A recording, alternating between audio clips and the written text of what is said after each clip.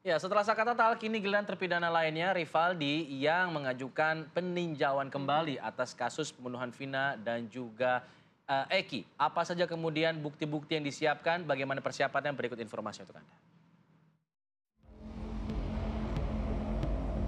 Rivaldi, salah satu terpidana kasus tewasnya Vina dan Eki di Cirebon, mengajukan peninjauan kembali ke Pengadilan Negeri Cirebon menyusul Sakatatal. Tak tanggung-tanggung, kuasa hukum Rivaldi sudah menyiapkan 7 saksi sebagai penguat PK tersebut.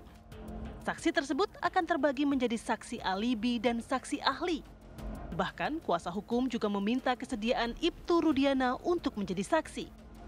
Kuasa hukum yakin Rivaldi tidak terlibat dalam kasus tewasnya Vina dan Eki karena saat kejadian kliennya sedang berada di rumah temannya. Tak hanya itu, dalam berita acara pemeriksaan awal Ibtu Rudiana, tidak ada nama Rivaldi di antara 11 tersangka. Akankah PK dengan mengajukan saksi-saksi tersebut bisa membersihkan nama Rivaldi yang telah dijadikan terpidana dalam kasus Vina? Tim TV One mengabarkan.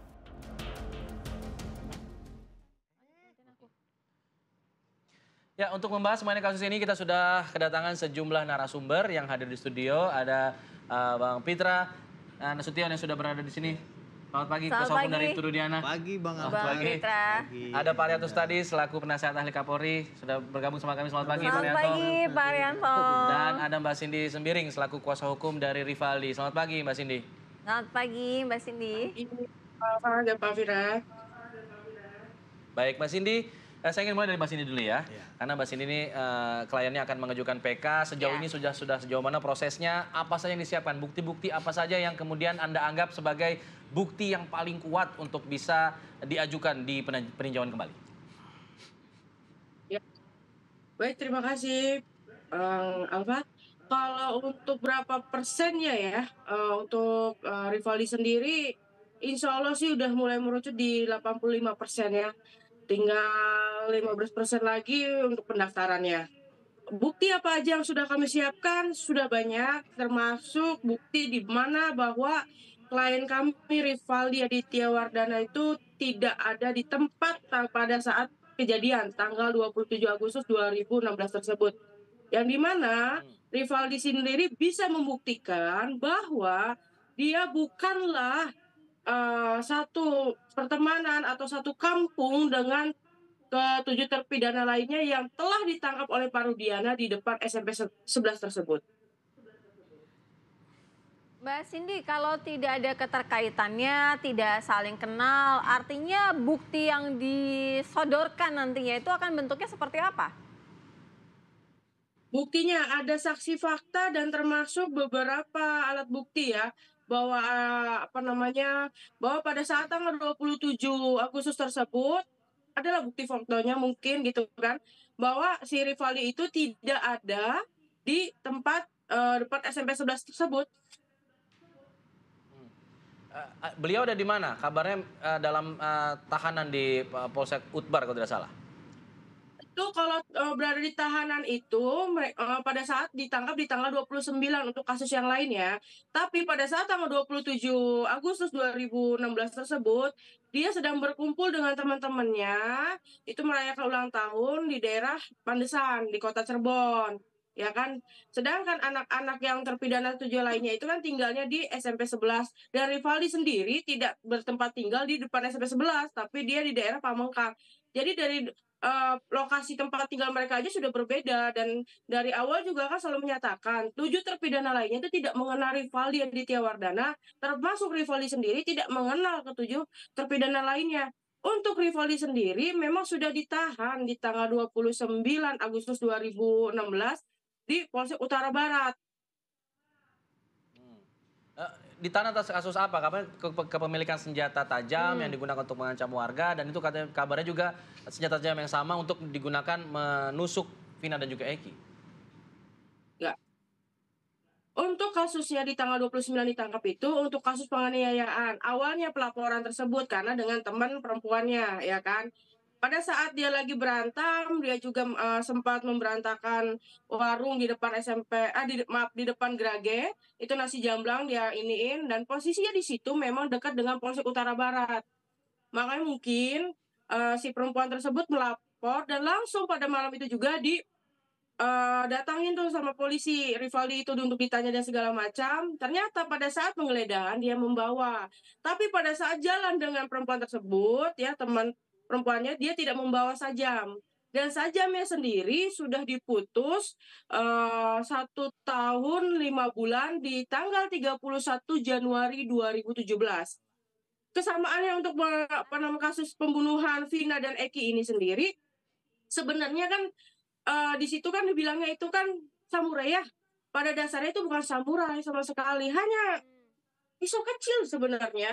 Dan penusukan sendiri kan sudah dilihat ya, bahwa tidak ada namanya luka tusuk di badan Eki gitu.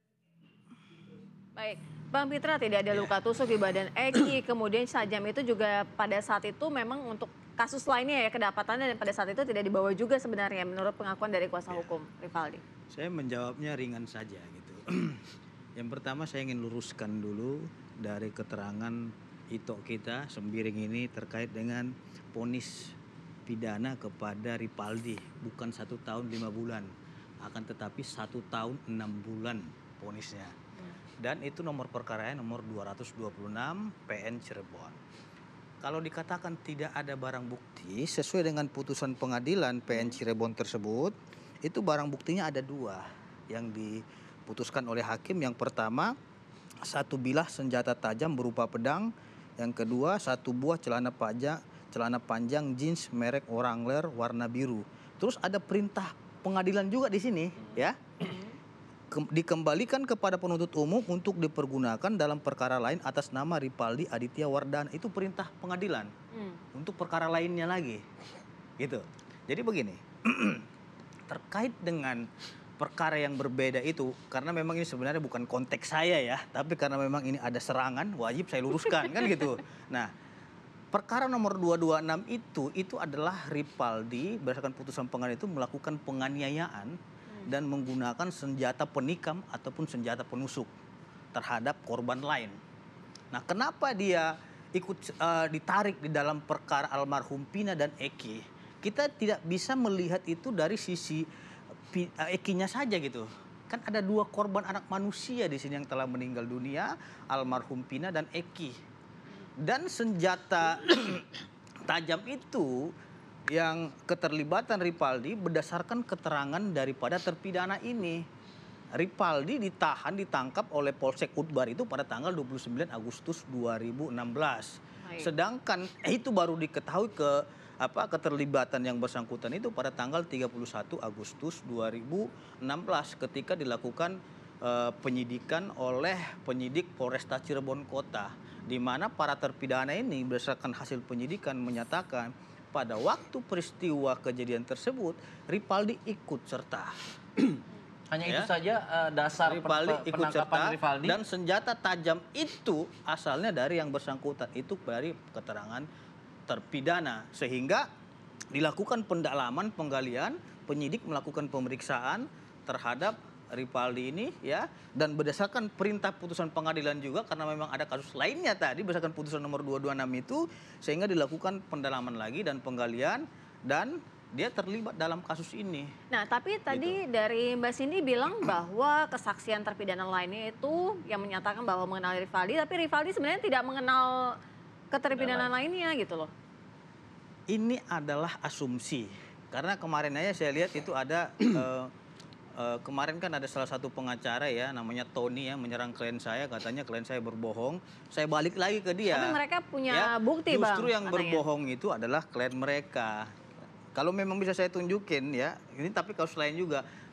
Katanya itu dia tidak mengenal dengan para terpidana, padahal kenyataannya dia kenal juga. Dan beberapa terpidana ini, artinya kalau memang pengakuannya itu tidak dibawa sumpah dan di muka persidangan, saya tidak meyakini itu. Oke.